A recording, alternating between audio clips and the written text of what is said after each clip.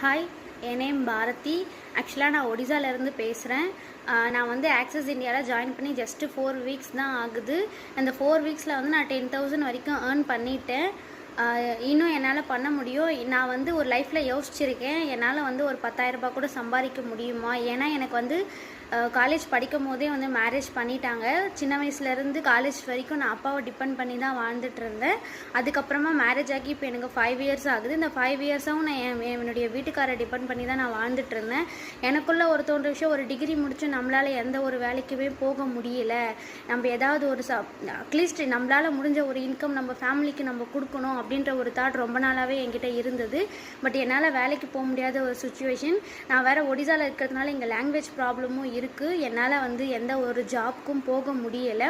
So வீட்டுக்குள்ளே இருக்கும் போது ஆக்சிஸ் இந்தியான்ற ஒரு ஆப் வந்து எனக்கு 6 மந்த்க்கு முன்னாடியே வந்தது. பட் அதை நான் லூஸ் பண்ணிட்டேன்.